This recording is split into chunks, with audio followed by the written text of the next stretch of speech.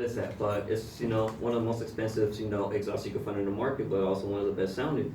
But some people are like, you know what, I don't wanna spend an extra $100 because, I just don't want to, I'll just buy some, AutoZone or eBay part that, it's just gonna end up ruining your car, so what's the point of that? So, it's just, you just need patience for it. Okay, so now I'm gonna identify myself with the car culture. I started off just watching video games, watching movies, like Too Fast and Furious and whatnot. And my first car was actually 2008 Honda Accord V6, automatic, just a plain old car. It was actually my junior year. I remember, you know what, man, I just want to make my own car. I was like, oh, I want to start building and whatnot. So by that time, I was already working at Porter's Bakery.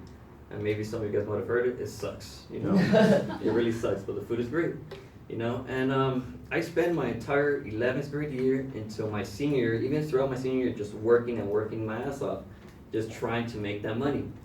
And then my senior year came.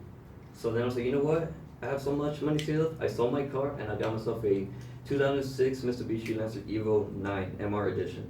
It was completely stock, but it was like, oh man, this is my dream car. So I actually started building it, I started, getting different wheels, started getting different coilovers and everything, and pretty much all I did was I glue, an easy $6,000 and, just parts and tunes and whatnot.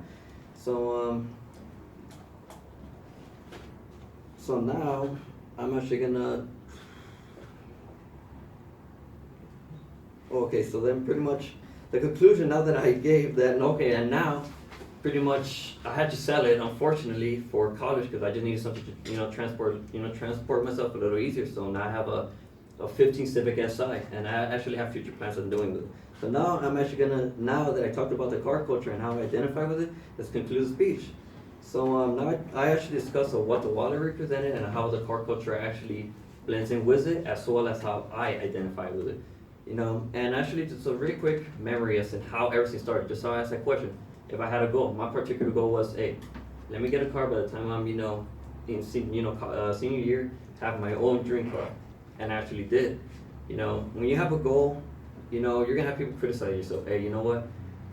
Why are you doing this? What's the point in that? But the main thing is, if you really want something, you have to go for it. It's only for yourself and not for others. All right, thank you.